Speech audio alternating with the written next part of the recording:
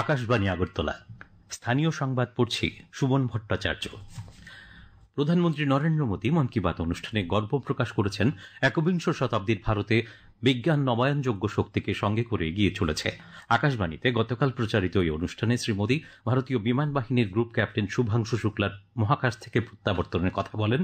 তিনি উল্লেখ করেন, ভারতীয় মহাকাশচারী পৃথিবীতে নিরাপদে অবতরণ করার সময় আনন্দের ঢেউ উঠেছিল এবং সমগ্র দেশ গর্বিত বোধ করেছিল।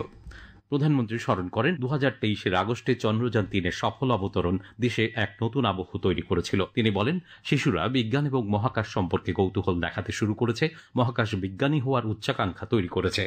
इंस्पायर मानक अभियान का नाम सुना होगा। यह बच्चों के इनोवेशन को बढ़ावा देने का अभियान है। इसमें हर स्कूल से 5 बच्चे चुने जाते हैं। हर बच्चा एक नया आइडिया लेकर आता है। इससे अब तक लाखों बच्चे जुड़ चुके हैं और चंद्रयान 3 के बाद तो इनकी संख्या दोगुनी हो गई है। देश में स्पेस स्टार्टअप भी तेजी से बढ़ रहे हैं। 5 साल पहले 50 से भी कम स्टार्टअप थे। आज सिर्फ स्पेस सेक्टर में 200 से ज्यादा हो गए हैं। শ্রী মোদী শিশুদের মধ্যে উদ্ভাবন প্রচারের জন্য ইন্সপায়ার মানক অভিযান, মহাকাশ স্টার্টআপের দ্রুত বৃদ্ধি, 23 আগস্ট জাতীয় ক্রীড়া দিবস উদযাপন, এই মাসের শুরুতে দুবাইতে অনুষ্ঠিত আন্তর্জাতিক রসায়ন অলিম্পিয়াড, অস্ট্রেলিয়ায় অনুষ্ঠিত আন্তর্জাতিক গণিত অলিম্পিয়াডে ভারতীয় শিক্ষার্থীদের সাফল্যের কথা, আগামী মাসে মুম্বাইতে জ্যোতির্বিদ্যা ও জ্যোতির্পদার্থবিদ্যা অলিম্পিয়াডের কথাও জানান। তিনি ইউনেস্কো 12টি মারাঠা দুর্গকে বিশ্ব ঐতিহ্যবাহী স্থান হিসেবে স্বীকৃতির কথাও গর্বের সঙ্গে উল্লেখ করেন। এছাড়া 18 বছর বয়সী শহীদ ভারতীয় স্বাধীনতা সংগ্রামী ক্ষুদিরাম বসুর সাহসিকতার কথা তুলে ধরে আগস্ট মাসকে বিপ্লবের মাস বলে অভিহিত করেন। প্রধানমন্ত্রী 1 আগস্ট লোকমান্য বালগঙ্গাধর তিলকের মৃত্যুবার্ষিকী এবং 8 আগস্ট শুরু হওয়া মহাত্মা গান্ধীর নেতৃত্বে ভারত ছাড়ো আন্দোলন, 15 আগস্ট স্বাধীনতা দিবস এবং 14 আগস্টকে বিভাজন বিভীষিকা শরৎ দিবসের পাশাপাশি বিভিন্ন ঐতিহাসিক ঘটনার কথা মনে করিয়ে দেন। একই সঙ্গে শ্রী মোদী বিভিন্ন অনুপ্রেরণামূলক ঘটনা এবং উদ্যোগের সঙ্গে 1905 সালের 7 আগস্ট শুরু হওয়া স্বদেশী আন্দোলন স্মরণে জাতীয় হস্ততাঁত দিবস উদযাপনের 10ম বার্ষিকীর কথা জানান। তিনি মন্তব্য করেন যে বস্ত্রক্ষেত্র দেশের একটি প্রধান শক্তি হয়ে উঠেছে। পিএম জনমন প্রকল্পে শান্তিরবাজার মহকুমার 4টি বিদ্যালয়ে 6টি উপজাতি ছাত্রাবাস তৈরি করা হবে। আগামীকাল প্রধানমন্ত্রী নরেন্দ্র মোদী ভার্চুয়াল মাধ্যমে ছাত্রাবাসগুলির ভিত্তিপ্রস্তর স্থাপন করবেন। বিশ্ব হেপাটাইটিস দিবস উপলক্ষে গোমতী জেলার উদয়পুর মহকুমার আমতলী হাইস্কুলে গতকাল এক মেগা স্বাস্থ্য শিবির অনুষ্ঠিত হয়।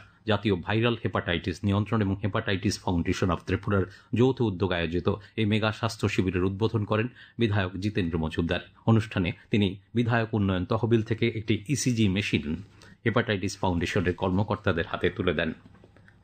প্রধানমন্ত্রী নরেন্দ্র মোদী আধা সামরিক বাহিনী সিআরপিএফ এর প্রতিষ্ঠা দিবস গতকাল বাহিনীর কর্মী এবং তাদের পরিবারবর্গকে শুভেচ্ছা জানিয়েছেন। সামাজিক মাধ্যমে শ্রী মোদী দেশের নিরাপত্তা ব্যবস্থায় বিশেষ করে অভ্যন্তরীণ নিরাপত্তার সঙ্গে সম্পর্কিত চ্যালেঞ্জিং দিকগুলিতে এই বাহিনী গুরুত্বপূর্ণ ভূমিকা পালন করে চলেছে বলেও জানান। ভারত সরকারের যুব বিষয়ক ও ক্রীড়া মন্ত্রকের উদ্যোগে এবং উত্তর ত্রিপুরা জেলা প্রশাসন ও মাই ভারত ত্রিপুরার ব্যবস্থাপনায় উদ্ভাবনী সামাজিক সংস্থার সহযোগিতায় কার্গিল বিজয় দিবস উপলক্ষে নেশামুক্ত ত্রিপুরা গড়ার লক্ষ্য নিয়ে গতকাল ধর্মনগর বিবেকানন্দ সার্ধশতবার্ষিকী ভবন প্রাঙ্গণ থেকে এক সাইকেল র্যালি অনুষ্ঠিত হয়। সূচনা করেন বিএসএফ এর অ্যাসিস্ট্যান্ট কমান্ড্যান্ট দেবেন্দ্র কুমার বর্মা। উপস্থিত ছিলেন ধর্মনগরের ডিসিএম জিনিয়াস দেববর্মা, জেলার ক্রীড়া দপ্তরের উপ অধিকর্তা বিভা বসু গোস্বামী প্রমুখ। নেশামুক্ত বিশালগড় গড়ার আহ্বানে গতকাল স্থানীয় মহকুমা প্রশাসন আয়োজিত রান ফর হোপ নামে এক ম্যারাথনের আয়োজন করা হয়। এতে অংশ নিয়ে বিধায়ক সুশান্ত দেব বলেছেন, যুব সমাজকে নেশা থেকে সরিয়ে এনে গোটা রাজ্যকে নেশামুক্ত করাই রাজ্য সরকারের মূল উদ্দেশ্য।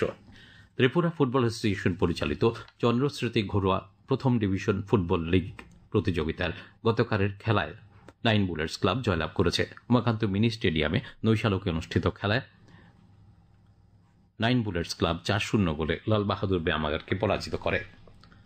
আজ দুপুর পর্যন্ত আবহাওয়ার পূর্বাভাসে বলা হয়েছে আকাশ সাধারণত মেঘলা থাকবে, বজ্রবিদ্যুৎ সহ হালকা থেকে মাঝারি বৃষ্টি হবে।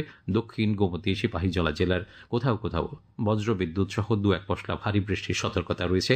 আগরতলা ও তার আশেপাশে আজ ভোর পর্যন্ত গত 24 ঘন্টায় বৃষ্টি হয়েছে 16 মিলিমিটার। আগরতলায় আজ ভোরের সর্বনিম্ন তাপমাত্রা ছিল 25.7 ডিগ্রি সেলসিয়াস। দিনের সর্বোচ্চ তাপমাত্রা থাকবে 31 ডিগ্রির কাছাকাছি। স্থানীয় সংবাদ এখনকার মতো শেষ হলো। পরবর্তী বাংলা স্থানীয় সংবাদ প্রচারিত হবে রাত 7টা।